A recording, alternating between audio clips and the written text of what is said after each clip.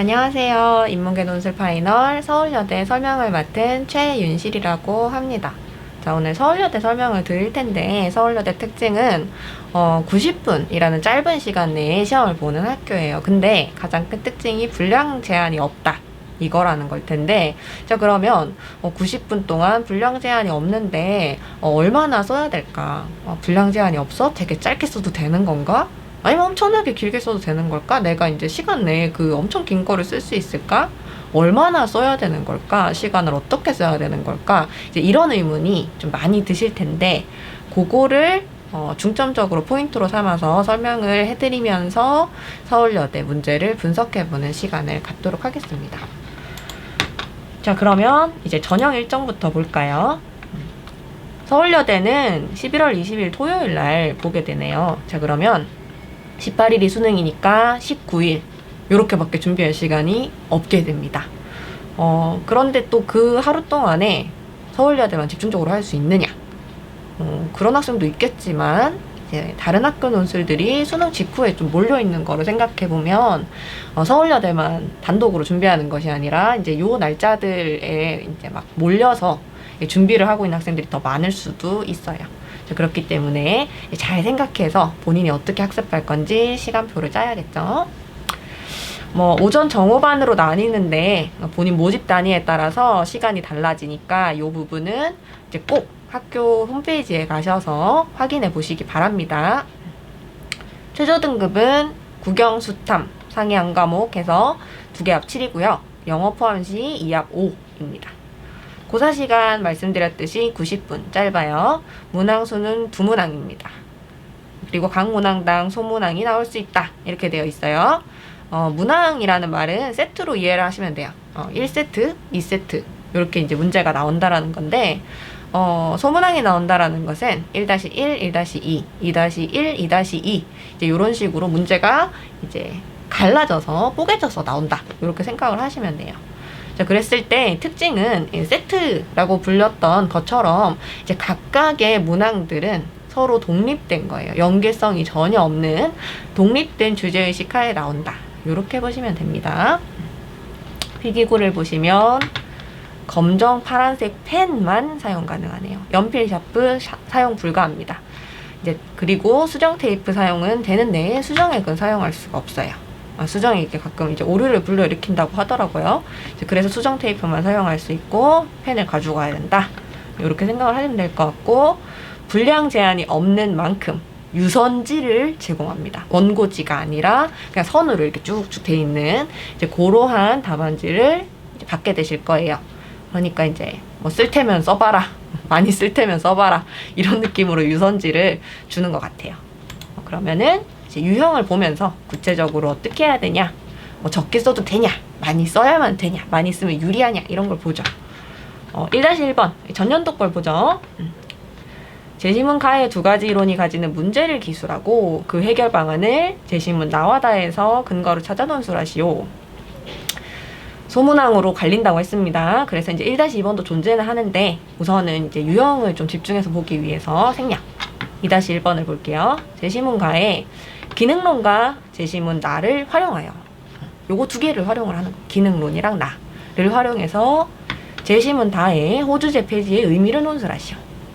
호주제 폐지가 무슨 전통의 단절이다, 이런 의미가 있을 수도 있고, 이제 남녀 평등을 이룩했다, 이런 의미가 있을 수도 있겠죠. 어떤 의미든 간에 기능론이랑 나를 활용해서 이제 의미를 써야 되는 그러한 문제네요. 자, 그렇다면은 서울여대도 덕성여대처럼 덕성여대 보신 분들은 아시겠고, 덕성여대 편 보신 분들도 아시겠지만 정형화되어 있지는 않아요.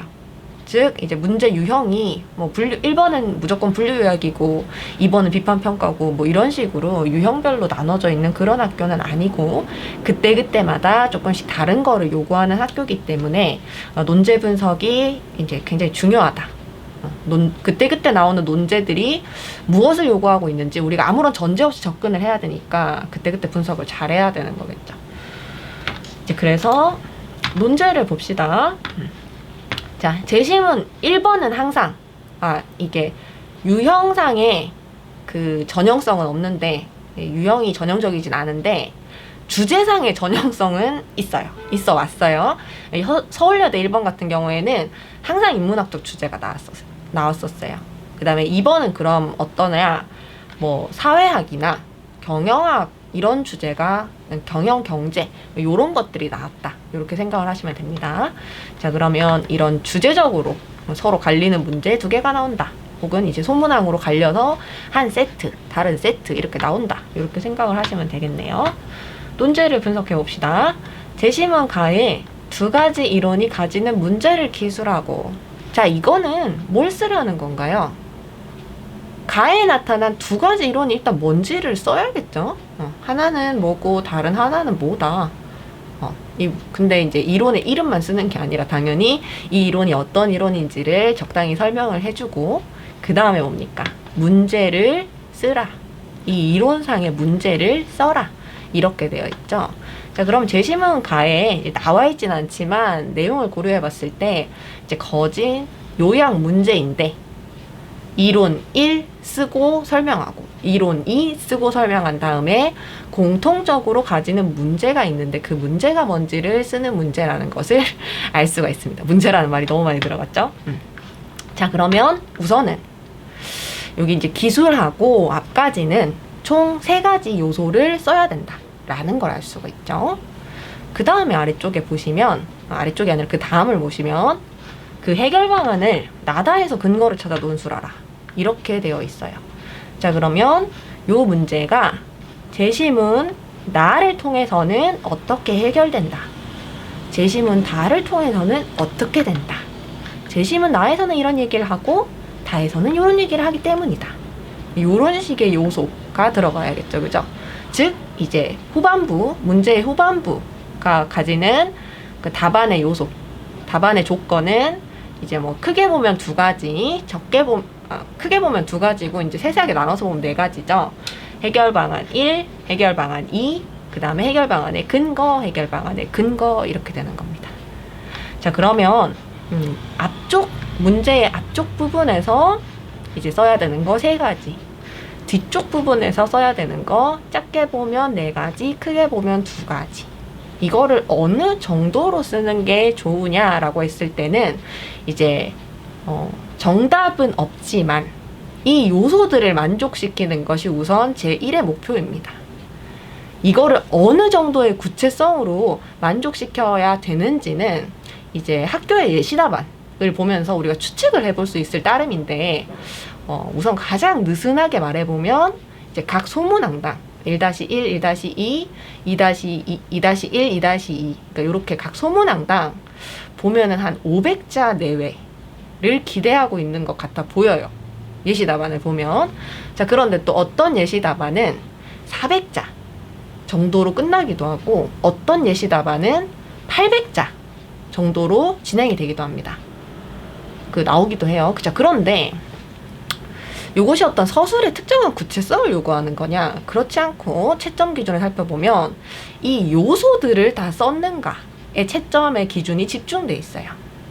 그렇다라는 건 무슨 말이냐 하면 분량을 어느 만큼 쓴다라는 것이 이제 너무 적거나 너무 많지 않은 이상, 너무 많으면 이제 시간을 넘게 될 테니까요. 너무 적거나 너무 많지 않은 이상 요소들을 서술하는 데 집중을 해야 된다.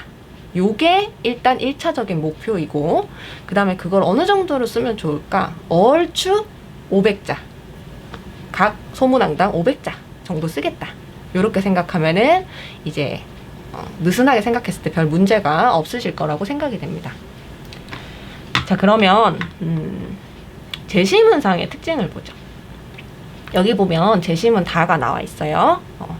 근데 우리가 재심은 다를 어디다가 써야 되냐면은, 문제를 보면은 이제 2가지 이론이 가지는 문제를 쓰고 나서 그 해결 방안을 제시를 할 때 이걸 써야 돼요.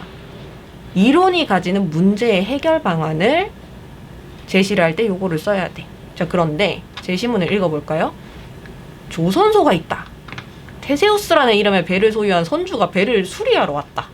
그러고 나서 이제 무슨 해결 방안과 관련한 개념어나 어떤 원리나 이런 게 명시적으로 드러나는 게 아니라 그냥 처음부터 끝까지 배 고치는 이야기야. 이 선주가 널빤지를 갖고 배를 계속 수리하는 이야기거든요. 자, 그러면 이론이 가지는 문제를 배를 수리해서 해결할 수 있겠습니까? 절대 그렇지 않죠? 그 말인즉슨 여기 나온 굉장히 구체적인 우화, 이야기잖아요. 그죠? 구체적인 우화 혹은 이제 문학 작품이 나왔을 때 시라든가 소설 아니면 구체적인 신문 기사 이런 게 나왔을 때 논제의 의도를 파악해서 이거를 어떤 식으로 요약해야 될지를 일반화시켜서 끌어올려주는 서술이 필요하다는 거예요. 이 선주가 배를 고치는 방식상의 어떤 특징을 개념으로 만들어서 그거를 가지고 이론이 가진 문제를 해결하는 식으로 써줘야 된다 라는 것을 알 수가 있죠. 자, 그래서 이제 기본적이지만 구체적인 상황을 개념하고 일반화하는 거, 요거 연습이 들어가 줘야겠죠. 자, 2번. 서울여대 2번은 말씀드렸듯이 이제 사회학, 경제 요런 것들을 주제로 해서 나오는 경향이 있고요. 그 다음에 도표가 출제됩니다. 100% 도표가 나온다 이건 아니지만 열의 8, 9할은 도표가 나온 것 같아요. 서울여대는. 그리고 정확히 말하면 도표가 나오는 게 아니라 도표들이 나옵니다. 도표가 여러 개 나와요. 여기 보시면 이제 제시문 다 하고서는 그림 1, 2, 3, 표 1 이렇게 해서 총 4개의 도표가 나오고 있네요. 이제 사실은 제시문 라 해서 밑에 도표 더 있어요. 더 많이 있어요. 이렇게 도표가 많은 학교는 잘 없는 편이에요. 그래가지고 서울여대 2번을 이렇게 탈락해서 이제 넘겨보면은 이 친구들이 선생님 도표가 너무 많아요. 이거 너무 어려워요. 어려워 보여요겠지만 너무 어려워요. 이렇게 이야기를 호소를 하는 경우를 좀 많이 겪었던 것 같아요. 이제 그런데 서울여대 이제 나오는 도표들이 되게 어렵고 되게 복잡하냐? 절대 그렇지 않아요. 사실 도표라는 거는 이제 뭔가를 시각화해서 보여주고 싶은 거예요.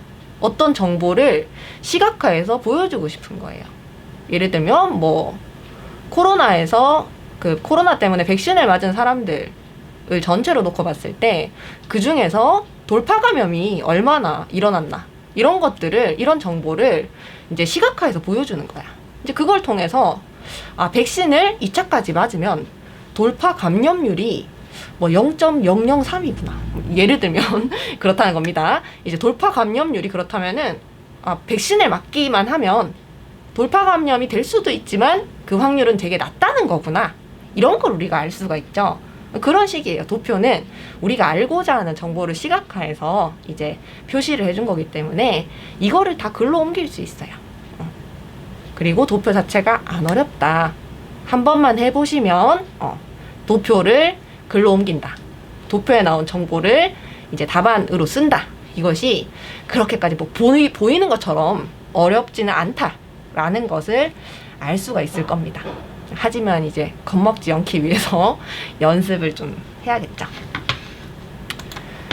자, 그래서 서울여대에 말씀드렸듯이 정리를 해보면 의도를 파악해서 이제 주제와 요구사항 요거에 이제 천착 딱 매달려가지고 이제 집중해서 쓰는 거 그게 필요하고요. 그다음에 이제 시각자료 도표 이런 거 연습하는 거, 그다음에 문학작품 사례 같은 거를 개념화 의미화하는 과정 이런 게 필요하겠죠. 그 다음에 이제 자수 제한이 없다 보니까 좀 생각이나 계획 없이 멍하게 이제 머리가 하얀 채로 너무 긴장돼 하고 쓰다 보면은 시간을 훌쩍 넘겨버리기 일쑤입니다. 그러니까 앞쪽에서 뭔가 막 이제 욕심을 부리면서 에너지를 집중하면서 이제 막 허겁지겁 쓰다 보니까는 뭐 시간이 이제 30분밖에 안 남았네, 20분밖에 안 남았네, 이번도 풀어야 되는데 뭐 이런 일이 생길 수가 있는 거죠. 이제 따라서 시간 배분에 주의를 하셔야겠죠. 자신 있는 문제부터. 그러니까 이제 나는 시각자료 문제 없어. 혹은 나는 인문학적인 이야기가 좀 더 편하고 익숙해. 이런 거에 따라 가지고 먼저 풀 문제를 정하는 것도 방법입니다. 다양한 방식으로 접근해 볼 수 있는데 여튼간에 이제 내가 편한 유형을 풀 때도 90분에서 45분을 넘기면 안 되겠죠. 반을 넘기면 안 된다. 이렇게 생각을 하면서 시간 배분에 유의를 하고 이제 자수는 느슨하게 500자일 거다. 하지만 이제 400자나 800자일 수도 있다. 그 자수가 정해진 건 아니에요. 아까 이제 포인트가 뭐랬죠? 논제가 요구하는 것들의 요소를 답안에 넣어서 만족시키기만 하면 됩니다. 그거를 얼마나 구체적으로 설명하냐, 얘까지 다 들어주고 있냐, 이런 것들은 이제 서울여대 채점 기준의 관심사가 아니에요. 묻고 있는 사안에 대한 답의 요소가 답안에 들어가는 것. 이것이 제 1목표가 돼야 되고, 이거를 구체적으로 설명해 주고 싶고, 내가 이제 손이 좀 빠르다. 그러면은 좀 길게 써서 안정감을 이제 잡으실 수도 있고, 아니면은 나는 그냥 명료하게 잘 쓴다. 그러면은 조금 짧아도 걱정하실 필요가 없다는 겁니다. 자, 그래서 이제 어떻게 대비 전략을 짜고 있냐. 최신 기출을 통해서 이제 서울여대가 어떤 식인지를 여러분이 감을 잡는 게 굉장히 중요하다고 생각하기 때문에 최신 기출을 쓸 거예요. 그 다음에 나왔던 제시문이 올해 시험에 또 나올 가능성이 굉장히 적기 때문에 제시문을 구구절절 설명하기보다는 이제 서울여대 어떻게 푸는가, 요렇게 나왔을 때 의도 어떻게 파악해야 되는가, 요런 요령을 설명드릴 겁니다. 말씀드렸듯이 그래서 논제를 분석하고 이제 개념화하는 거, 그 다음에 도표, 아까도 말씀드렸듯이 이제 도표 여러 개 나오는 거, 나올 수 있는 거 8, 9 할 확률로 나올 수 있는 거를 대비를 해야 되겠죠. 서울여대 20일 날 치니까 19일에 수업을 열어두었습니다. 시간은 오후 1시에서 4시예요. 시간 잘 봐두시고 다른 학교 준비를 할 때도 우선순위라든지 이제 본인의 계획에 따라서 이제 서울여대를 어떻게 들어야 될지 이런 거를 계획을 해주시면 돼요. 수업 방식은 90분이기 때문에 실전처럼 답안을 한번 작성해보고 나머지는 해제 강의로 이루어집니다. 문제는 뭘 쓸 거냐? 2021년 전년도 서울여대 인문사회 수시정오 2, 인문사회 수시정오 2를 쓸 겁니다. 왜냐하면 이게 도표가 제일 많기 때문이에요. 이제 많은 도표를 여러분이 연습해보는 시간을 가져가면 좋겠다 싶어서 요걸로 일단 골랐고, 작년 문제라서 연계성이 있기도 하고, 자, 그렇기 때문에 나 요 문제 너무 많이 풀어봐서 익숙하다, 이런 친구가 있을 수도 있으니까 이제 커리큘럼을 잘 확인하시기 바랍니다. 네, 서울여대는 여기까지입니다. 들어주셔서 감사하고 이제 수능에서 좋은 결과 있기를 바랍니다.